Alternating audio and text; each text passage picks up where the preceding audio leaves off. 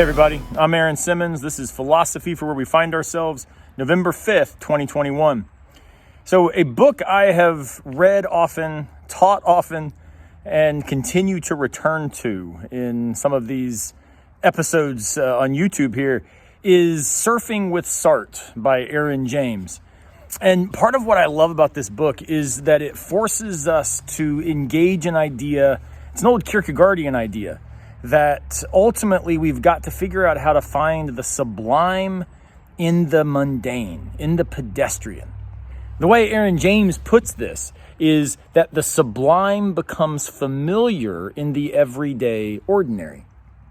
Now, this is such a cool idea because part of what I think he invites us to think through is the way in which we tend to need exceptional experiences to be the kinds of things by which we narrate our existence. But unfortunately, even though we, might be working for the weekend or living toward next year's vacation or just get through exams, I can make it to summer break, he reminds us, as philosophers for a very long time have reminded us, that life is actually lived in the everyday.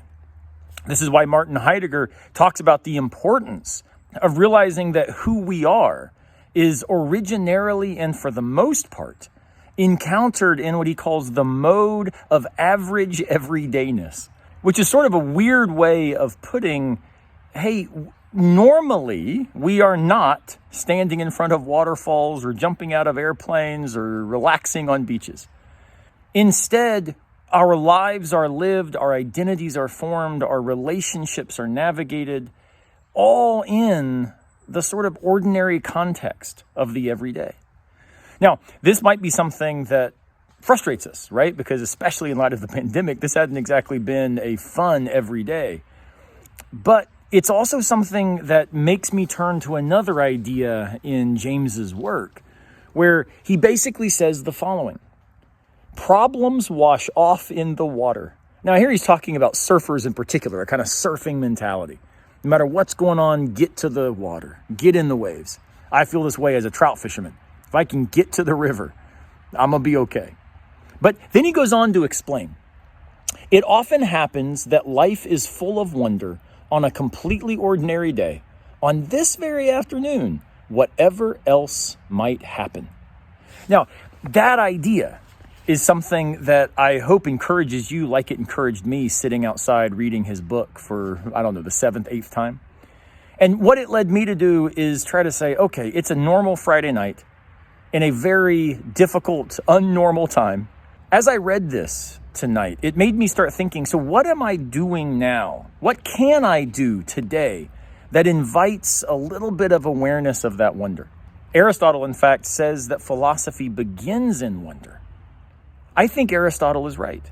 But what we can sometimes miss is we think that wonder is something we have to occasion. We've got to facilitate. But hanging out with my 12-year-old son reminds me that wonder happens everywhere. It's all a miracle. It's all spectacular and amazing, even when things are not okay. So this evening, I decided, you know what? I've got some wood out back. Let's make a fire in the fire pit. Let's make some s'mores, Atticus. And we're going to sit out. It's a chilly night, and we're going to enjoy the fire pit.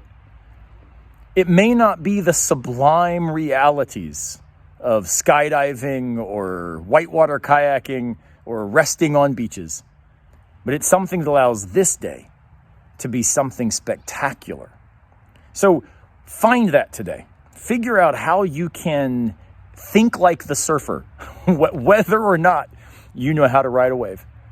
What is the water that washes off your problems? How can we find the sublime in the everyday? Realize that there is wonder to be had even in the mundane. I hope that encourages you today. It does encourage me. I'm looking forward to some s'mores in a little bit. Y'all take care. I'll see you next time unless a piano falls on our heads.